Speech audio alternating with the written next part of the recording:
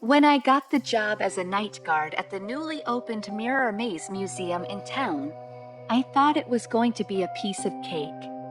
Sure, the museum was creepy, what with its infinite labyrinth of mirrors reflecting endless versions of yourself. But hey, it paid well. On my first night, the manager gave me a tour and some instructions. Don't ever go into the maze after dark.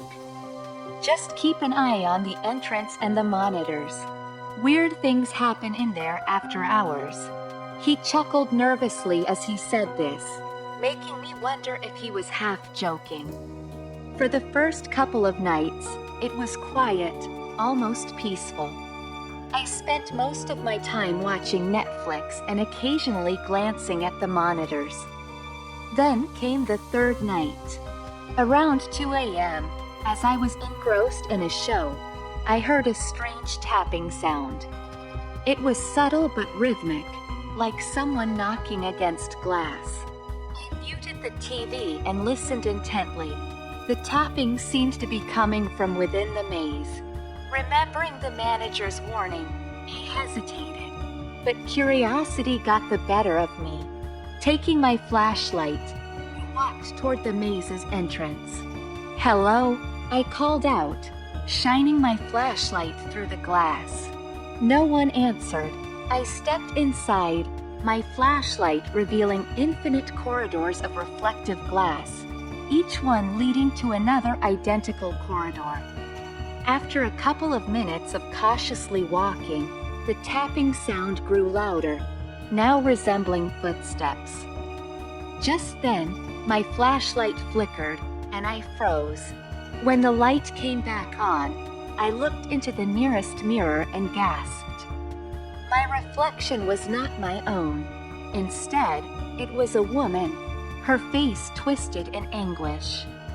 And then she began to speak, her lips moving in sync with mine. "Help me," she whispered. Terrified, I stumbled back, hitting another mirror. When I turned around, my own reflection was back, staring at me in just as much horror. I decided it was time to leave. But which way was out? Panic set in as I realized I was lost. Every direction looked the same. Just then, I heard the footsteps again. This time, they were faster, almost like running.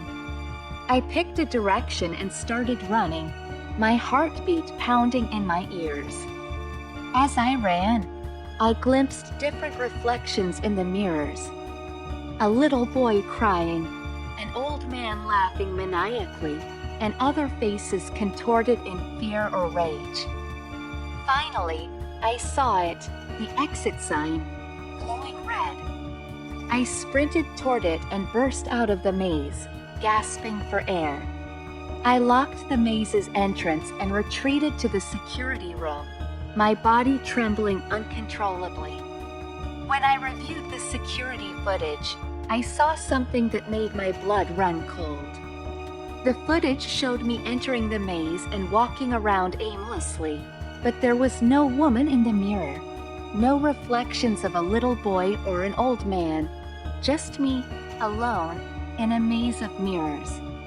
I never went back into the maze, and I quit the job a week later. Whatever haunts that labyrinth of glass is still a mystery to me. The museum shut down not long after due to structural issues, but I know better. Some places are doorways to things we don't understand, things that defy reason and reality.